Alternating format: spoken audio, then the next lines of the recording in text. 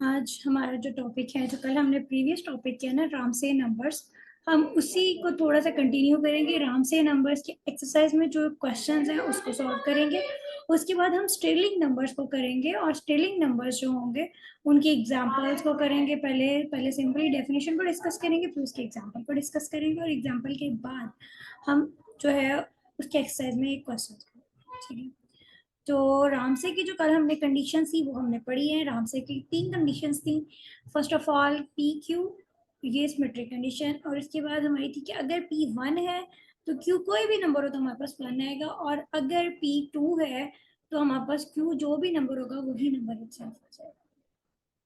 इसके अलावा भी हमने कंडीशंस पढ़ी हैं, और बाकी कंडीशंस जो है वो ये वाली हैं हमारे पास, कि आपके पास ये अगर दोनों ग्रेटर देन 2 इक्वल टू 2 है तो आपके पास राम से पी क्यू एग्जिस्ट करेगा।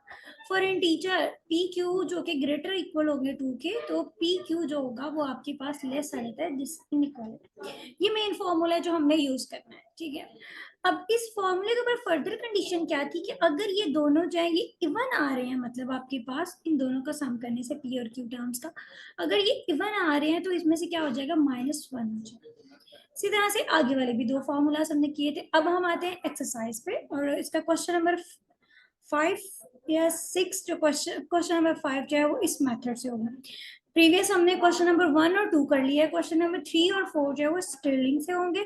स्टेलिंग जो मेथड है, स्टेलिंग नंबर्स वो 2 तरह के होते हैं। फर्दर हम उनको बाद में डिस्कस करते हैं, वो पहले क्वेश्चन नंबर 5 पे आते हैं। जी, क्वेश्चन नंबर 5 की स्टेटमेंट है, शो दैट आर 3 6। यहाँ पर आपका जो P है वो हमारे पास क्या है, फर्स्ट ऑफ ऑल जो आपके पास आ रहा है जी, P इज इक्वल है 3, और हमारे पास जो Q आ रहा है वो आ रहा है 6। अब हमारी फर्स्ट कंडीशन क्या है, P और Q जो है वो ग्रेटर इक्वल होने चाहिए 2 से, मतलब ग्रेटर देन या इक्वल होंगे वो P और Q जो है वो 2 से। तो हमारी वो कंडीशन तो फुलफिल हो रही है। उसके बाद हमारे पास कंडीशन क्या होती है जी, कि ये दोनों इक्वल भी नहीं है, तो using the formula for all integers, जितने भी इंटीजर्स हैं जब वो ग्रेटर इक्वल होंगे 2 के लिए, तो उसके लिए फॉर्मूला हमारे पास ये यूज होता है। हम इस फॉर्मूले को यूज करते हैं। अब इस फॉर्मूले में हमारे पास है फॉर P इज इक्वल है 3, Q इज इक्वल है 6, the above inequality take in the form. इसमें P और Q की वैल्यूज को पुट करेंगे फॉर्मूला में, तो ये आपके पास ये वैल्यूज आ गई हैं, R2 R6 और R35। अगर देखें P और Q का सम करते हैं तो ये आपके पास इवन वैल्यूज आ रही हैं। ठीक है, जब ये दोनों ही इवन वैल्यूज दे रहे हैं तो इसके लिए फॉर्मूला तो हमारा चेंज हो जाएगा। जब ये दोनों हमें इवन वैल्यूज दे रहे हैं तो ये हमारे पास क्या होगा, इसके फॉर्मूले में 1 माइनस आ जाता है। ये भी हमने पीछे पढ़ा है फॉर्मूला, तो इसमें -1 टर्म आ जाएगी आपकी। -1 टर्म आपने 1 माइनस कर देना है इन्हीं के आंसर में से, हेंस वी हैव। अब हमारे पास जो आंसर्स होंगे देखिए वो किस तरह से आएंगे, 6। अब ये 6 कैसे आ रहा है, देखिए जब 2 है, 2 के साथ जो भी नंबर है वो नंबर एज इट इज आ जाता है, ये तो हमें पता है। अब आते हैं 3,5 जी। 3,5 जो है वो किस तरह से 14 आ रहा है, अब उसको हम डिस्कस करते हैं। जी जी, अब हम करते हैं R3,5, इसको प्रॉपर सॉल्व करते हैं। वो किस तरह से होगा देखिए, उसको करते हैं पहले तो, कि ये हमारी किस तरह से डायरेक्ट, यहाँ पर तो क्योंकि डायरेक्ट लिख दिया गया है, लेकिन हम डायरेक्ट नहीं लिख सकते, हमें आइडिया होना चाहिए किस तरह से निकाला। डायरेक्ट को करने के लिए यहाँ पर ही कर लेते हैं।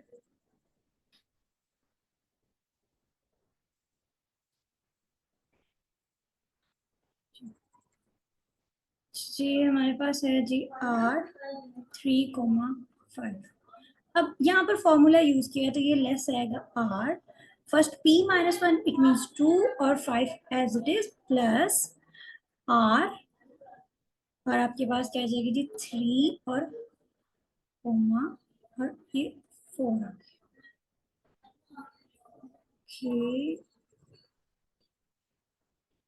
जी। 3,5 को सॉल्व कर रहे हैं, ठीक हो गया एग्जैक्टली। वापस आते हैं। अब यहाँ से देखें हमारे पास जो आ रहा है वो आ रहा है जी R25। जब भी 2 के साथ कोई भी नंबर आता है तो वो क्या है, एज इट इज वो नंबर बाहर आ जाता है। बाकी हमारे पास क्या बचेगा जी R3,4। अब हम R3,4 को हमने प्रीवियस एग्जाम्पल में भी किया, लेकिन हम फिर अगेन यहाँ पे करते हैं जी। R3,4 को जब हम सॉल्व करेंगे, लेस इक्वल होगा जी R2,4 प्लस R3, तो अब आते हैं यहाँ पर, ये आपके पास क्या आ जाएगा 4, और यहाँ से देखिए आपके पास क्या आएगा, ये हमारे पास क्या आ जाएगा जी 3, 3 का आंसर डायरेक्ट 6 है, ये हमने याद रखना है। अब देखिए जब इसको सॉल्व कर रहे हैं तो ये भी आपके पास इवन है और ये भी इवन है, जब ये दोनों इवन है तो -1 होगा, मीन्स के यहाँ पे -1, तो ये आपके पास लेस इक्वल टू 9 आ गया। इट मीन यहाँ पर ये वैल्यू किसकी इक्वल आ गई जी, ये आ गई जी 9 की इक्वल।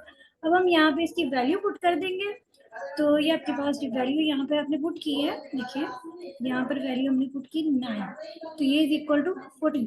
ठीक है जी स्टूडेंट्स, आपका पूछ रहा है यहाँ पर जो क्वेश्चन राइज हो रहा है वो ये हो रहा है कि R2 5 जो है यहाँ पर हमने -1 क्यों नहीं किया, क्यों, क्योंकि जब इसका सम करते हैं तो वो हमारे पास क्या आ रहा है, वो ऑड नंबर आ रहा है, और 3 और 4 का सम वो भी हमारे पास एक ऑड नंबर है जी। इस तरह से R3 5 का हमारे पास वैल्यू आ गई है जी 14।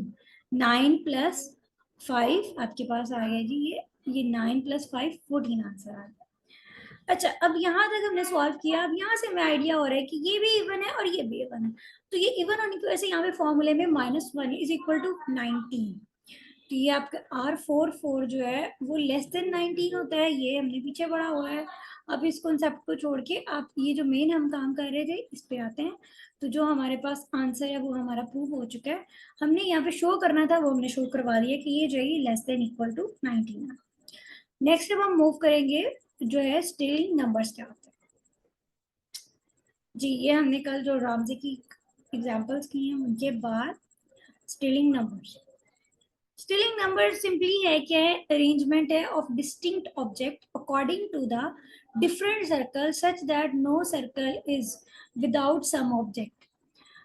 आपकी यहाँ पर अरेंजमेंट की गई है सर्कल के ऊपर, सर्कल की डिफरेंट सर्कल्स की, उसके ऊपर no circle is without some object, मतलब कि ऐसा कोई सर्कल नहीं होगा जिसके ऊपर कोई ऑब्जेक्ट ना हो, हर सर्किट के ऊपर कोई ना कोई ऑब्जेक्ट होगा। सच अरेंजमेंट, अब इसको जरा देखते हैं मैथमेटिकली, ये सिंपली समझाने के लिए था। Stirling numbers of the first kind की जो स्टेलिंग नंबर्स हैं वो कौन कौन से हैं, फर्स्ट काइंड, पहले फर्स्ट काइंड है फिर इसकी सेकंड काइंड है। स्टेलिंग नंबर्स की 2 काइंड है, आज के लेक्चर में हम फर्स्ट काइंड करेंगे और फर्स्ट काइंड से जो रेलिवेंट एक्सरसाइज में क्वेश्चन है उसको सॉल्व करेंगे जी। लेट R एंड N जो कि बिलोंग कर रहे हैं Z में से विद कंडीशन क्या है कि R इक्वल हो सकता है N और ये दोनों ही इक्वल हो सकता है 0 के, लेकिन ये से ग्रेटर है। Then the number of the ways to arrange R distinct object around an indistinguishable circle, वो सर्कल जिनको अलग अलग नहीं किया जा सकता है, डिस्टिंग्विशेबल जो अलग अलग किया जा सकता है, इन जो नहीं किया जा सकता, circle such that each circle has at least one object is denoted by, जिसके अंदर सिर्फ वन ऑब्जेक्ट है उसको हम डिनोट कर सकते हैं S R N and are called the Stirling numbers of the first kind। ये हमारे पास Stirling numbers होंगे फर्स्ट काइंड के। some obvious results about the Stirling numbers of the first kind are given, जिस तरह से हमारे रामसे के numbers के रिजल्ट्स दिए गए थे इसी तरह स्टेलिंग नंबर्स के भी रिजल्ट दिए गए। ये जी इन रिजल्ट्स पे आते हैं, तो ये रिजल्ट्स क्या है आपके पास, स्टेलिंग R0 कि अगर आपकी फर्स्ट टर्म R जो है वो कोई भी नंबर है जो कि ग्रेटर है या 1 से मतलब बड़ा है या 1 है, तो ये आपके पास क्या आंसर आएगा 0। दूसरी कंडीशन है कि S R comma R is equal to 1 for R जो कि ग्रेटर इक्वल है 0। जब आर जो है वो ग्रेटर इक्वल 0 होगा तब आपके पास आर कोमा आर का क्या आंसर आ रहा है 1 आ रहा है। उसके बाद नेक्स्ट है कि जब आपके पास एस आर 1 है, तो जब 1 है तो आर -1 फैक्टोरियल फॉर आर, जो आर पे कंडीशन क्या है कि ये ग्रेटर इक्वल टू 2 होगा। क्यों, अगर हमारा यहाँ पे R1 हो जाता है, देखें तो ये हमारा ऊपर वाली कंडीशन में फुलफिल हो रहा है। इसी तरह से एस आर R-1, अगर एस आर यहाँ पे R कोई भी नंबर है और यहाँ पर R-1 है, मतलब कि 3 और 2, क्योंकि R पे कंडीशन है कि वो ग्रेटर इक्वल टू 2 होना चाहिए, तो RC2, ठीक है, आपका इस तरह से मतलब कॉम्बिनेशन में जाके आप डायरेक्ट इसका आंसर ले सकते हैं। तो ये 4 रिजल्ट है जिनको याद रखना है स्टेलिंग नंबर्स के लिए। तो इसके जो क्वेश्चन एग्जांपल करते हैं, एग्जांपल नंबर 19, प्रूव दैट जो है हमारे पास Stirling number S R 0 is equal है 0 फॉर आर जो कि ग्रेटर इक्वल है 1 and S R comma R is equal है 1 for R greater equal to 0। Use these results, find the values of S, R, N when R is equal to 1 to so on to 5 and N is equal to 0 to 5. Here S, R, N is the number of ways to arrange R distinct object around an indistinguishable circle such that each circle has at least one object. No circle is empty. हर एक circle को जब हम अलग-अलग बना रहे हैं तो हर एक सर्कल के ऊपर कोई ना कोई ऑब्जेक्ट होगा, कोई भी सर्कल जो वो एम्प्टी नहीं होगा.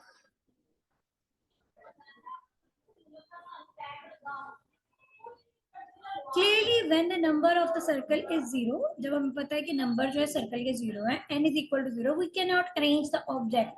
हम उसके ऊपर कोई ऑब्जेक्ट भी अरेंज नहीं कर सकते हैं. So the number of arrangement is 0.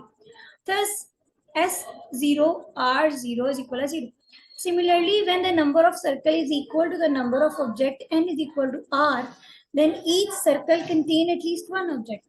यहाँ पर देखिए एग्जाम्पल ये सिंपली हो क्या रहा है. एक्चुअली यहाँ पे देखिए एक सर्कल हमने बना दिया, कि हमने दूसरा सर्कल बना दिया, कि हमने तीसरा सर्कल बना दिया. हमने इन सर्कल के ऊपर ऑब्जेक्ट्स की अरेंजमेंट करनी है. लाइक ये जैसे कि ये ऑब्जेक्ट है, एक ये ऑब्जेक्ट है और एक आपका इस तरह से आपका ऑब्जेक्ट है. जैसे मेरे पास ये 3 ऑब्जेक्ट है तो इनकी एक अरेंजमेंट बना सकते हैं. एक तो ये अरेंजमेंट होगी है, एक हमारे पास ये सर्कल और ये आपके पास ब्लॉक और यहाँ पर आपका एक ही अरेंजमेंट है. इसी तरह से इसकी जो अरेंजमेंट है उनको डिस्कस किया जा रहा है कि आपके पास सर्कल्स और सर्कल के ऊपर जो ऑब्जेक्ट्स है उनकी अरेंजमेंट को डिस्कस किया जा रहा है यहाँ पे. ठीक है. सिमिलरली व्हेन, अब यहाँ पे मैंने पढ़ लिया रिजल्ट कि अगर हमारे पास n नंबर ऑफ सर्कल्स होंगे और n ही ऑब्जेक्ट होंगे तो हर एक सर्कल के ऊपर एक एक ऑब्जेक्ट जो है वो हम प्लेस कर सकते हैं, उसको अरेंज कर सकते हैं. ओनली वन वे होगा, as every circle has can have one object. जब हर एक सर्कल के ऊपर हर एक के ऊपर एक ऑब्जेक्ट हो. नेक्स्ट मूव करते हैं जी. So the number of such arrangement is 1. अब अगर 1 की बात हो रही है तो हमने ये दोनों इक्वल किए हैं तो यहाँ पर इक्वल के लिए 1. देखिए, to find the value of S R N when R is equal to this and N is equal to this, when R this N is equal to 0, तो अगर हमारे पास r कोई भी वैल्यू है और n 0 आ रहा है तो ये 0 हो जाएगा, because there is no circle. क्यों? क्योंकि वहां पर कोई भी सर्कल नहीं होगा. When r is equal to 1, जब हमारे पास r 1 होगा, n is equal to 1 होगा, we have, तो हमारे पास क्या होगा, s1 1 is equal to 1. मतलब कि हमारे पास 1 सर्कल है और उसके ऊपर 1 ऑब्जेक्ट प्लेस किया जा सकता है. When r is equal to 2 and n is equal to 2, मतलब कि हमारे पास 2 सर्कल है, दोनों पर एक एक ऑब्जेक्ट प्लेस किया जाएगा.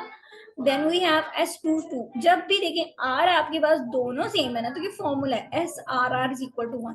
r कोई भी नंबर है जब वो सेम है तो आपका आंसर 1 ही आना है. तो इसी तरह से ये सो ऑन कि जितने भी r होंगे उतने हमारे सर्कल हैं और उसी के ऊपर उतने ऑब्जेक्ट्स हम प्लेस करते जा रहे हैं. तो हर सर्कल के ऊपर एक एक ऑब्जेक्ट आता जा रहा है. क्यों? क्योंकि हमारे ऑब्जेक्ट और सर्कल की जो क्वांटिटी है वो सेम है, इसलिए. जी, अब हम नेक्स्ट मूव करते हैं इसकी एक्सरसाइज के ऊपर.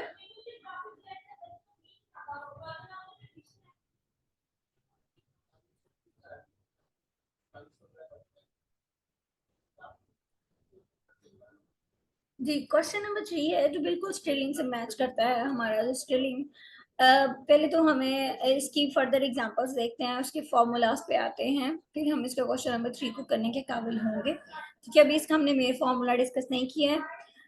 एग्जाम्पल नंबर 20 जो है वो होपफुली इजीली हो जाएगी. उसमें जो है केस नंबर 2 यूज हो रहा है क्योंकि r जो है वो ग्रेटर इक्वल टू 2 है, तो r के लिए हम जो है r-1 का फैक्टोरियल. इसी तरह से एग्जाम्पल नंबर 21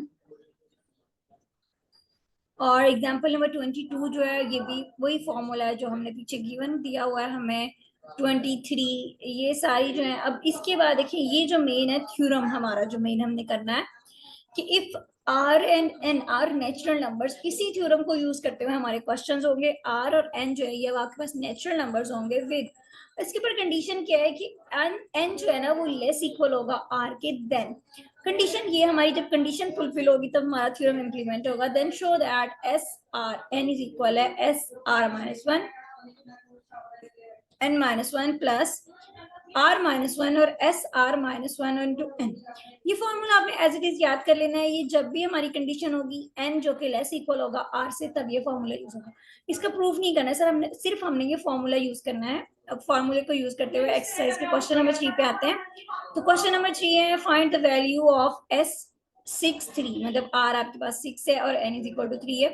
तो यहाँ पर देखिए n जो है वो कंडीशन को फुलफिल कर रहा है या नहीं कर रहा है। n जो है वो लेस इक्वल आ रहा है r से। जी हमारी कंडीशन फुलफिल हो रही है।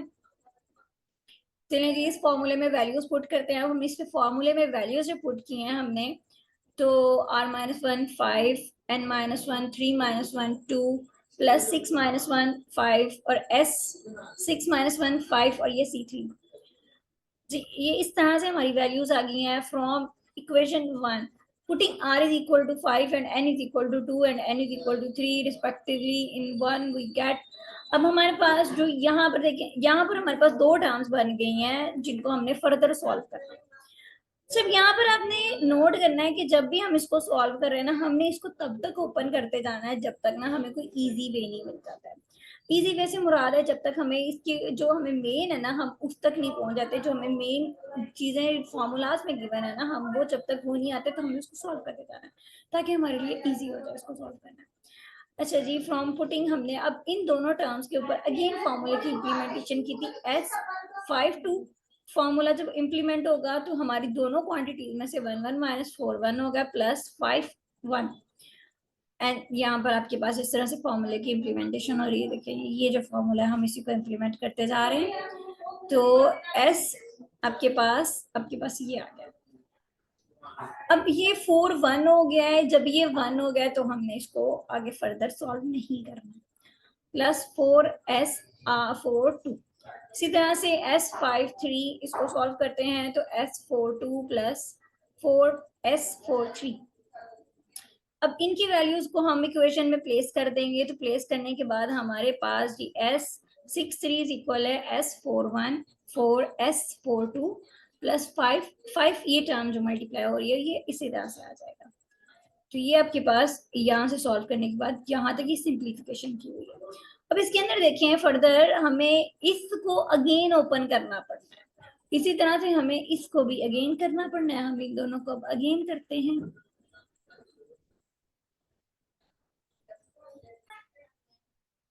जी अब हमने फर्दर देखिए इस टर्म को हम सॉल्व नहीं कर सकते। फर्दर हम इसको ओपन करते हैं। अब इसको फर्दर ओपन करने से S4 2 इज इक्वल है, सेम इस भी फॉर्मूले की इम्प्लीमेंटेशन हुई तो ये आपके पास S3 1 प्लस 3S3 2। अब इसको अगेन इसको पुट किए हैं हमने ऊपर अबव इक्वेशन में। तो हमारी इक्वेशन जो है वो 4 1 9 3 1 प्लस 27 S3 2 और 20। अब ये देखें अब हमारे पास फॉर्म कौन कौन सी बन रही है। एक तो हमारे पास यहाँ पर दो फार्मूला है। दोनों फार्मूला की इम्प्लीमेंटेशन को अगर हम यूज करते हैं, यहाँ पर दो फार्मूला कौन से बन रहे हैं जी। R1 इज इक्वल है R-1 का फैक्टोरियल। एक ये फॉर्मूला यूज है। एक हमारे पास है जी SR और R-1 इज इक्वल है जी R-1/2। ये हमारे पास इस तरह से आ रहा है। यहाँ पर ये सॉरी यहाँ पर R है R/2 जी। तो ये दोनों फार्मूला की अब हम इम्प्लीमेंटेशन कर सकते हैं। देखिए हमें किस तरह से आइडिया हो गया किस तरह से कर सकते हैं। यहाँ पर हमारे पास 4 1 है। इट मींस फर्स्ट टर्म 4 है या जो भी है। सेकंड टर्म हमारे पास 1 है। जो हमारे पास सेकंड टर्म 1 है तो वो हम R-1 फैक्टोरियल ये भी हमारे पास होगी। अब यहाँ पर ये जो टर्म है देखिए ये आपके पास है R-1 मतलब 3 और 2। ये हमारे पास 4 और 3। लेकिन जब हम ऊपर कर रहे थे तो हमारे पास इस तरह से टर्म्स नहीं थी। हमारी प्रॉब्लम ये देखें, ये टर्म हमारी प्रॉब्लम थी। ये टर्म हमारी प्रॉब्लम नहीं थी 4 3, क्योंकि ये तो हमारी इजीली पॉसिबल है। लेकिन हमारी जो प्रॉब्लम थी वो ये थी 4 2। चलें जी अब इसको कंटिन्यू करते हैं फर्दर।